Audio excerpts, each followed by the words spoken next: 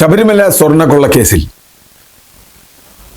ഏറ്റവും നിർണായകമായ ഒരു വഴിത്തിരിവായിരുന്നു ഒരു ഘട്ടത്തിൽ തന്ത്രിയെ അറസ്റ്റ് ചെയ്തത്. തന്ത്രി അവിടുത്തെ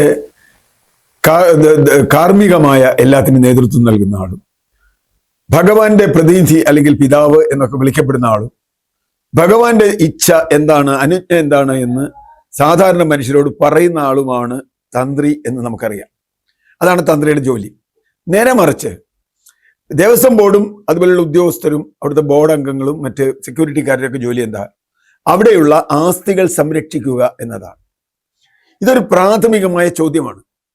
ആ കാര്യത്തിൽ തന്ത്രി അനുജ്ഞ കൊടുത്തു എന്നതുകൊണ്ട് തന്ത്രി ഏതെങ്കിലും വിധത്തിൽ പ്രതിയാകാൻ കഴിയുമോ? ഈ സംശയം തുടക്കം മുതൽ ഉന്നയിച്ച ഒരാളാണ് ഞാൻ. നേരെ മറിച്ച് തന്ത്രിയുമായി ഇതിനുള്ള ബന്ധം, തന്ത്രിക്ക് ഈ കൊള്ളയുമായുള്ള ബന്ധം, അതിൽ നിന്നുള്ള ലാഭം, ഇതൊക്കെ കണ്ടെത്തിയിട്ടുണ്ടെങ്കിൽ തീർച്ചയായിട്ടും വേണം. തന്ത്രിക്ക് ചില സാധ്യതകളുണ്ട്. പക്ഷേ കൊല്ലത്തെ കോടതി വളരെ കൃത്യമായി പറയുന്നു, തന്ത്രിക്ക് ഈ കേസുമായി, സ്വർണ്ണക്കൊള്ളയുമായി ബന്ധിപ്പിക്കുന്ന ഒരു രേഖയും കൊടുക്കാൻ SITക്ക് കഴിഞ്ഞിട്ടില്ല. ഞാനത് മുഴുവൻ വായിച്ചിട്ടുള്ള ആളല്ല. കോടതിയുടെ വിധി അല്ലെങ്കിൽ കോടതിയുടെ നിഗമനം നമുക്ക് സത്യമാണ് എന്ന് കണക്കാക്കിയാൽ, അങ്ങനെയല്ലേ കണക്കാക്കാൻ പറ്റൂ, കണക്കാക്കിയാൽ ഈ കേസിൽ തന്ത്രിയെ ബന്ധപ്പെടുത്തുന്ന അനുജ്ഞ കൊടുത്തു എന്നുള്ളതോ ഇനി പോറ്റിയുമായി ബന്ധപ്പെട്ട വിഷയമാണ്, പോറ്റിയെ കയറ്റി, തന്ത്രിയാണ് കയറ്റിയത് എന്ന് പറയുമ്പോൾ തീർച്ചയായിട്ടും ആവും. അല്ലാന്ന് എനിക്കറിയില്ല. പോറ്റി അതിന് മുമ്പ് തന്നെ തന്ത്രിയുമായി ബന്ധമുണ്ട്. തന്ത്രിയെ വേറെ ബാംഗ്ലൂർ ക്ഷേത്രത്തിലെ തന്ത്രിയുമായി ബന്ധമുണ്ട്. അവിടെ പോറ്റി ഉണ്ടായിരുന്നു, അവിടുന്ന് പോറ്റി ഇവിടെ വരുന്നു. ഈ ശബരിമലയിൽ പോറ്റിമാരെന്ന് പറഞ്ഞാൽ ഒന്നല്ല, 1000 പോറ്റിമാർ പല കാലഘട്ടങ്ങളിൽ ശബരിമല വന്നു പോയിട്ടുണ്ട്. അതുകൊണ്ട് ഈ പോറ്റി, ഉണ്ണികൃഷ്ണൻ പോറ്റിയെ കൊണ്ടുവന്നത് തന്ത്രിയാണ് എന്ന് പറഞ്ഞുകൊണ്ട് പ്രത്യേകിച്ച് തെളിവായി പറയാൻ പറ്റില്ല. മൂന്നാമത്, തന്ത്രിക്ക് ഉള്ള അധികാരം, ഇത് സംരക്ഷണത്തിന്റെ അധികാരമില്ല. അവിടുത്തെ ഭൗതിക വസ്തുക്കൾ സംരക്ഷിക്കാനുള്ള അധികാരം, ആ പവർ കൊടുത്തിട്ടുള്ളത് അവിടുത്തെ ഉദ്യോഗസ്ഥർക്കും സംവിധാനത്തിനുമാണ്. തന്ത്രി പറഞ്ഞാൽ പോലും, ഉദാഹരണത്തിന് തന്ത്രി പറയാണ് ഇത് എടുത്തുകൊണ്ട് പൊക്കോളൂ എന്നൊരാളോട് പറഞ്ഞാൽ പോലും അത് ഇട്ടുകൊടുക്കാൻ പറ്റില്ല. കാരണം എന്താ? അത് സംരക്ഷിക്കേണ്ട ചുമതലയുള്ള ആളുകൾ അവിടുത്തെ കമ്മീഷണറും സെക്യൂരിറ്റിയും അല്ലെങ്കിൽ ബോർഡും ഒക്കെയാണ്. അപ്പൊ തന്ത്രി പറഞ്ഞു എന്നുകൊണ്ട് ഞാൻ കൊടുത്തു എന്ന് പറയാൻ പറ്റില്ല. ഇതിൽ ഏറ്റവും പ്രധാനപ്പെട്ട പ്രശ്നം, തന്ത്രി അറസ്റ്റ് ചെയ്തോടുകൂടി പോറ്റിയെ കയറ്റി തന്ത്രിയാണ് എന്ന വാദം വന്നു എന്ന് പറഞ്ഞാൽ പോറ്റിയെ കയറ്റി എന്നുള്ള പാട്ടിന് ഒരു കൗണ്ടർ കൊണ്ടുവരാൻ CPM ശ്രമിച്ചു. അതൊരു വശത്ത്. അപ്പൊ തന്നെ പലരും സംശയം ഉന്നയിച്ചു, തന്ത്രിയെ അറസ്റ്റ് ചെയ്തത് മന്ത്രിയെ രക്ഷിക്കാനാണോ എന്ന ചോദ്യം.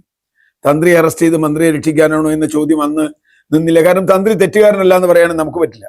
തന്ത്രി തെറ്റ് ചെയ്തിട്ടുണ്ടെങ്കിൽ തന്ത്രി ശിക്ഷിക്കപ്പെടണം. തന്ത്രിക്ക് അങ്ങനെ ഒരു വലിയ മഹത്വമൊന്നും കൽപ്പിക്കുന്ന ആളല്ല ഞാൻ. പക്ഷേ തന്ത്രി കുറ്റക്കാരനല്ല എങ്കിൽ, അല്ലെങ്കിൽ തന്ത്രിയെ കൊണ്ടുവന്നത് വേറെ ആരെങ്കിലും രക്ഷിക്കാനായിരുന്നു എന്ന വാദം ശരിയാണെങ്കിൽ SITക്ക് മേൽ സമ്മർദ്ദമുണ്ട് എന്ന് തന്നെയാണ് അർത്ഥം. കാരണം SITക്ക് മേൽ സമ്മർദ്ദമുണ്ട് എന്നതിന് പല തെളിവുകളുണ്ട്. പക്ഷേ ഹൈക്കോടതിയെ സംബന്ധിച്ചിടത്തോളം ചിലർ ഇത് ഹൈക്കോടതിയുടെ നേരിട്ടുള്ള അന്വേഷണമല്ലേ? ശരിയാണ്. പക്ഷെ ഒരു കുഴപ്പമുണ്ട്. കോടതിയാണെങ്കിൽ പോലും ഇന്ത്യയിലെ ശിക്ഷാ നിയമവും അല്ലെങ്കിൽ ക്രിമിനൽ നടപടി ചട്ടങ്ങളും അനുസരിച്ച് ഇൻവെസ്റ്റിഗേറ്റർ ഇസ് ദ കിങ്. അന്വേഷിക്കുന്ന ആൾക്കാണ് അവസാന അധികാരം. അയാൾ കൊടുക്കുന്ന റിപ്പോർട്ട് അനുസരിച്ചേ കൊടുക്കാൻ പറ്റൂ. അപ്പോൾ ഇന്നയാൾ ചോദ്യം ചെയ്യണ്ട, ഇന്നയാൾ ചോദ്യം ചെയ്യേണ്ടെന്നൊന്നും കോടതിക്ക് പറയാൻ പറ്റില്ല.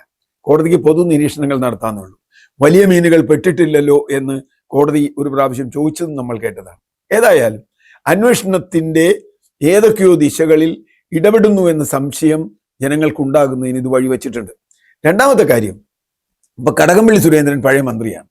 കടകംപള്ളി സുരേന്ദ്രനെയോ പഴയ മുൻ ദേവസ്വം ബോർഡ് പ്രസിഡന്റിനെയോ ചോദ്യം ചെയ്യാൻ SIT പോയപ്പോൾ ഒരു മനുഷ്യൻ അറിഞ്ഞില്ല, ആരും അറിഞ്ഞില്ല. അതൊക്കെ കഴിഞ്ഞിട്ടാണ് അറിയുന്നത് ആളുകൾ. ആരെ അറിയിച്ചില്ല. നേരെ മറിച്ച് അടൂർ പ്രകാശിന്റെ ആകെയുള്ള ബന്ധം എന്താ? പോറ്റിയുടെ കൂടെ പടം കൊടുത്തു, പോറ്റിയുടെ വീട്ടിൽ പോയി, പോറ്റിയുടെ വീട്ടിൽ കണ്ടിട്ടുണ്ടോ എന്നൊക്കെയാണ്. അങ്ങനെയാണെങ്കിൽ കടകംപള്ളി സുരേന്ദ്രനും അതുണ്ട്. അതെന്തുകൊണ്ട്?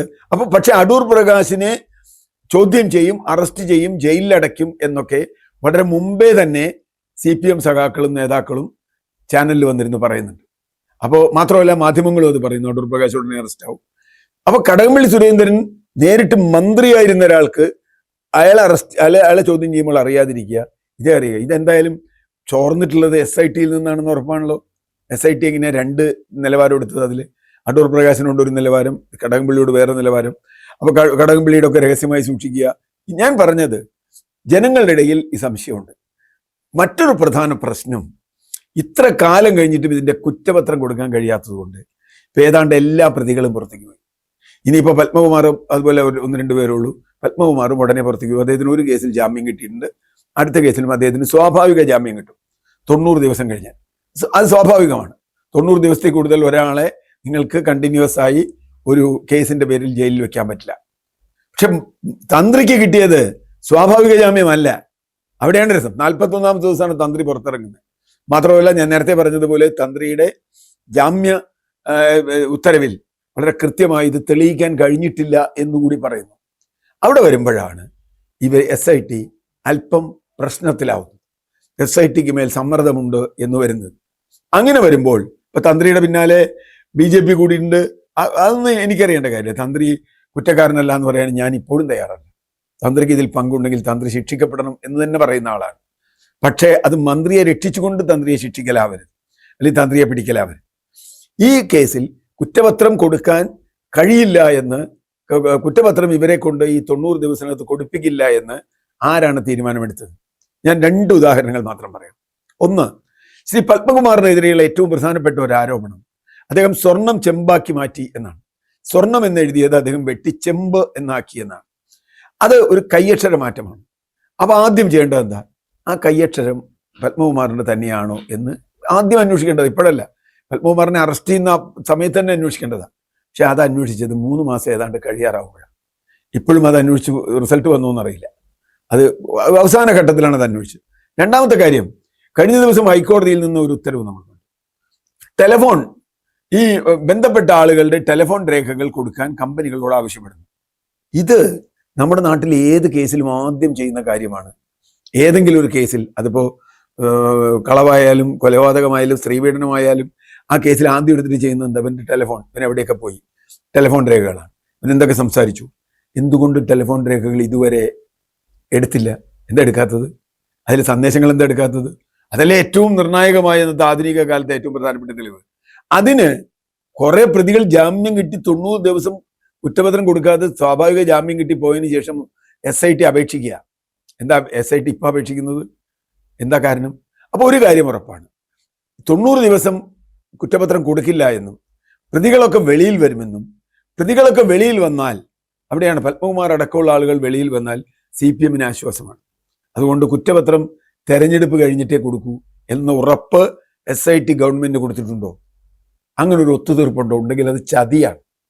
ഹൈക്കോടതി മേൽനോട്ടത്തിൽ എന്ന് പറയുന്നതിൽ ചതിയാണ്. അതുകൊണ്ട് അങ്ങനെ ഒരു ഉറപ്പ് കൊടുത്തിട്ടുണ്ടെങ്കിൽ അതുകൊണ്ടാണ് പത്മകുമാറിനെ ഇതുവരെയും പുറത്താക്കാതെ. പത്മകുമാറിന്റെ കുറ്റപത്രം വരട്ടെ എന്നാണ് MP ഗോവിന്ദ മാഷ് പറഞ്ഞത്. കുറ്റപത്രം വരട്ടെ.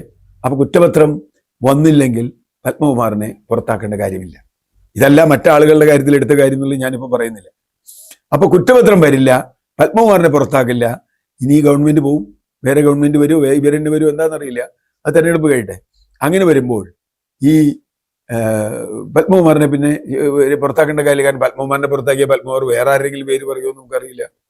കൂടുതൽ വലിയ ദൈവങ്ങളുടെ പേര് വരുമോ എന്നറിയില്ല. അപ്പൊ തീർച്ചയായിട്ടും തന്ത്രിയെ വിട്ടത് വലിയ തോതിൽ, തന്ത്രിയെ കോടതി വിട്ടത് വലിയ തോതിൽ CPM-ന് തിരിച്ചടി തന്നെയാണ്. SIT-യുടെ അന്വേഷണത്തിൽ ഗവൺമെന്റ് ഇടപെട്ടു എന്ന സംശയം കൂടുതൽ ബലപ്പെടുത്തുന്നതാണ് സാഹചര്യം.